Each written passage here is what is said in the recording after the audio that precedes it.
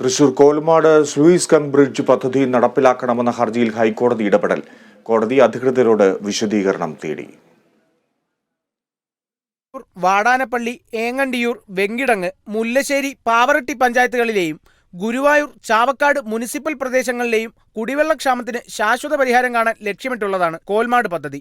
ഏനാമാവ് റെഗുലേറ്ററിനെയും പാലാഴിയെയും കോലുമാടിനെയും ബന്ധിപ്പിച്ച് sluice cum bridge സ്ഥാപിക്കണമെന്ന ആവശ്യത്തിന് 30 വർഷം പഴക്കമുണ്ട്. PA മാധവൻ MLA ആയിരുന്ന കാലഘട്ടത്തിൽ 10 കോടിയും മുരളി തിരുനെല്ലി MLA 10 ലക്ഷവും അനുവദിച്ചെങ്കിലും തുക പാഴായി. പദ്ധതിക്കായി പാരിസ്ഥിതിക പഠനം നടത്താനോ എസ്റ്റിമേറ്റ് തയ്യാറാക്കാനോ നടപടിയുണ്ടായില്ല. പദ്ധതിക്ക് ഭരണാനുമതിയും സാങ്കേതിക അനുമതിയും ആവശ്യപ്പെട്ട് ഷാജി കോടങ്കണ്ടത്തിന്റെ നേതൃത്വത്തിൽ പ്രധാനമന്ത്രിക്കും കേന്ദ്ര ജലവിഭവ മന്ത്രിക്കും മുഖ്യമന്ത്രിക്കും നിവേദനം നൽകി. പ്രധാനമന്ത്രിയുടെ ഓഫീസിൽ നിന്നുള്ള ഇടപെടലിനെ തുടർന്ന് സർക്കാർ അടിയന്തര നടപടി കൈക്കൊള്ളുകയും ഇക്കാര്യത്തിൽ ഇറിഗേഷൻ വിഭാഗത്തിന് നിർദ്ദേശം നൽകിയിട്ടുണ്ടെന്ന് പരാതിക്കാർക്ക് അറിയിപ്പും നൽകി.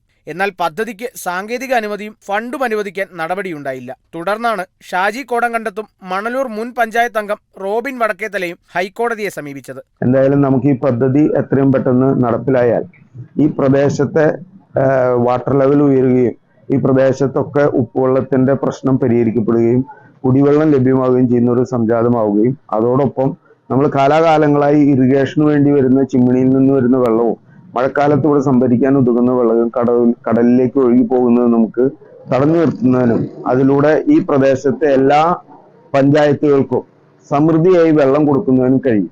2 ആഴ്ചക്കകം സർക്കാരും വിവിധ വകുപ്പുകളും മറുപടി നൽകണം. Kerala vision news, Thrissur.